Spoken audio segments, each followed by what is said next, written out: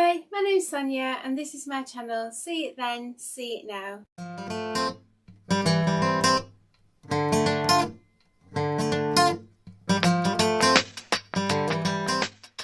You can't have a Beauty and the Beast inspired Be Our Guest bedroom without the rose. Let's take a look. I got this cloche from IKEA a couple of years ago, back when I first had the idea to do a Beauty and the Beast inspired Be Our Guest bedroom. So it's been sitting in my stash all that time and I hadn't fully decided how I was going to use it and how I was going to create this rose. But while I was digging it out of the cupboard, I spotted some fairy lights that a friend had given me years ago because she was never going to use them, and of course I said, oh, I'm sure I can use them for something. Well, it turns out that I can. I started with the base and I needed to find centre of the circle, and the easiest way to do this is to cut a paper circle the same size as the base, fold it into quarters, and the point gives you the centre. I also marked the edge of the base where each quarter lined up. This was because I wanted to add legs, and this gave me a marker for each of the 4 legs. There was 2 reasons for adding the legs. One was to give me space to hide the battery pack underneath the base, and the second was, well, just because they were going to look pretty.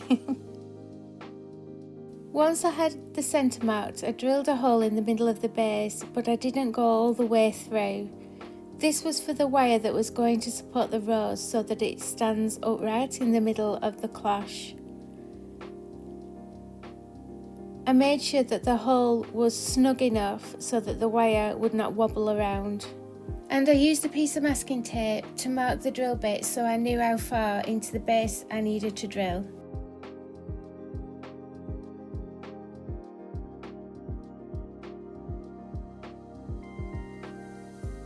I then drilled a second hole close to the first hole, but this time I went all the way through, and this one is for threading the fairy lights up from underneath the base.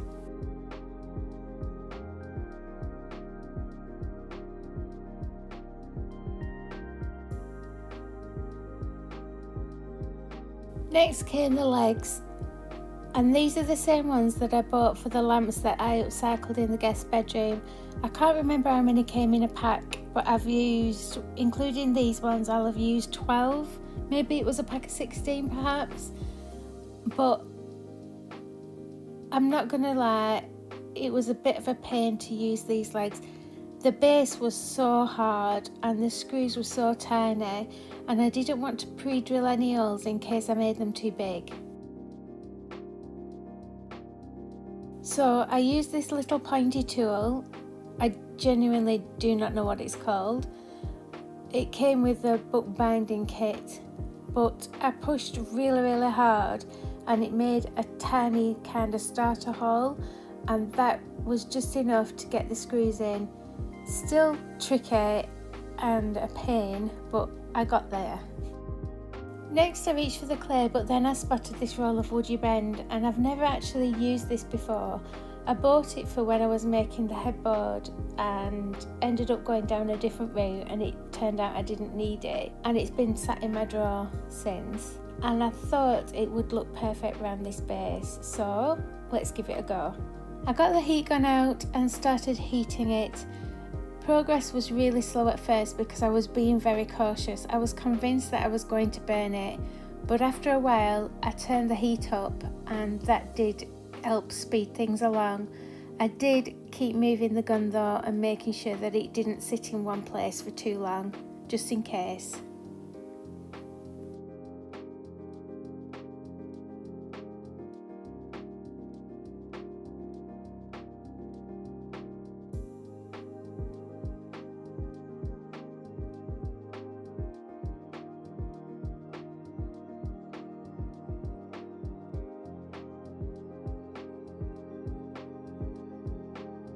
Once it was flexible, I cut it to size and glued it around the base with wood glue.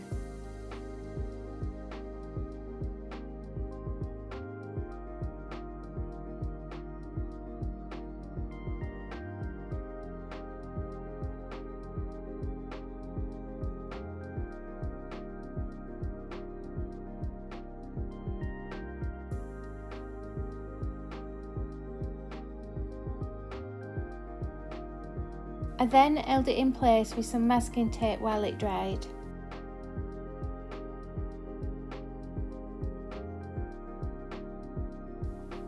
While I was waiting for the glue to dry, I attached the rose to the wire using floral tape.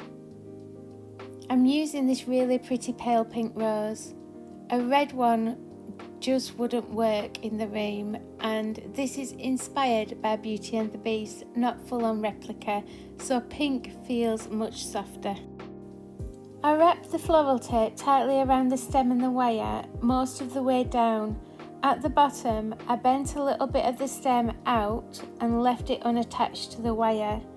The idea of that is the petals on the base will hide the wire, and the little bend on the stem helps to sell the illusion of the rose floating.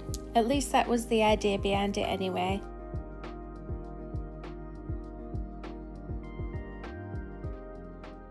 Once it was done, I popped the rose in place and checked how it looked with the glass on. I did have to trim the wire down a couple of times to get the height right, and I feel like this is a really important step because it's good that I notice now rather than when I'd finished. It would have been harder work. Did Sonia just do something to make life easier for herself? Surely not.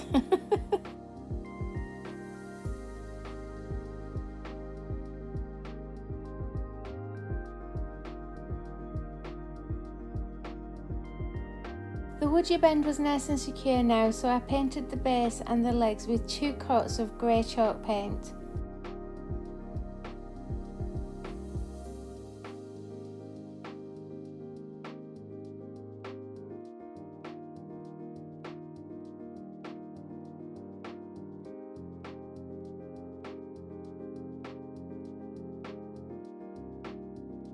Once that was dry, I dry brushed over with a little bit of white acrylic paint.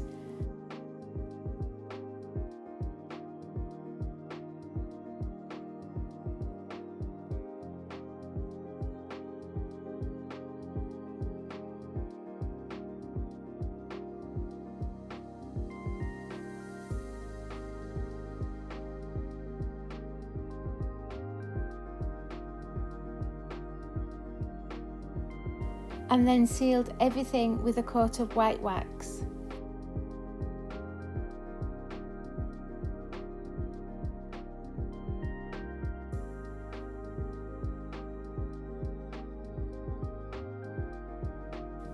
Now it was time for the lights. I started by threading them up through the hole in the base from underneath.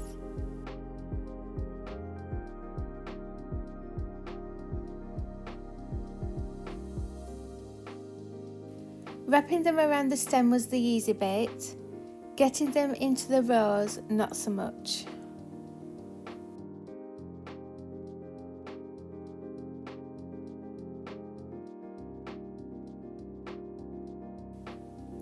I really struggle with this. I didn't want to start gluing them in case it looked wrong and I couldn't fix it. So I tried poking them in and threading them in between the petals, and every time they either fell out or it just looked like the rose had been attacked by a swarm of tiny wires. The longer it didn't look right, the more I didn't want to commit to the glue. I'll be honest, I messed with this for such a long time. Eventually I reached a point where it was like, right, you try the glue. If it doesn't work, you scrap the lights and just get another rose. But then I was thinking, I really want the lights, and I could buy more lights, but I don't want to buy more lights. So I told myself to stop overthinking it and just make it work. I started right in the centre at the top of the rose, and I pulled the petals down and glued the lights in place one by one.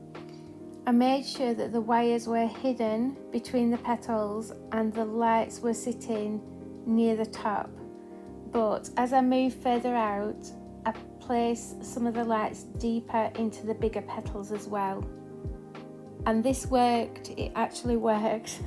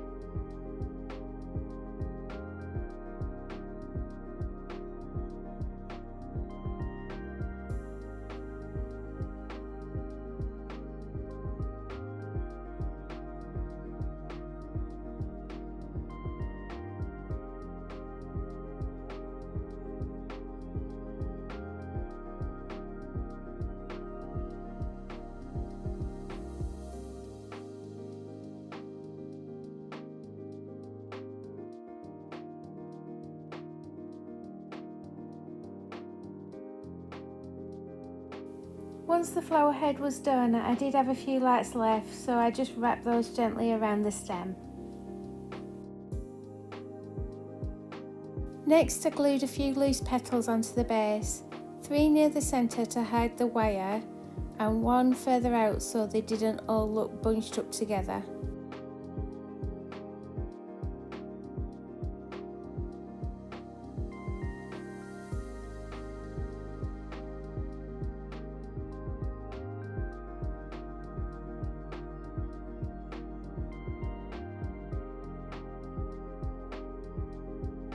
Finally, I glued the battery pack to the underside of the base, making sure I could still get to the batteries. And that was it, my Enchanted Rose finished. So let's have a reminder and see it then.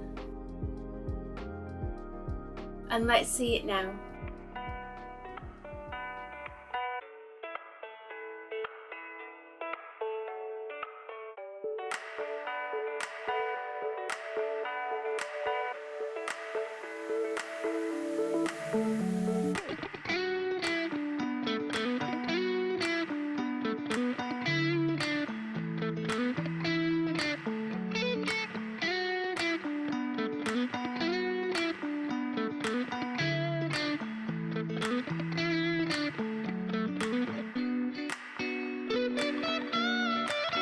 I love how this turned out, but what do you guys think? Let me know in the comments. Hit that like button, and if you're not yet subscribed, then do please consider subscribing.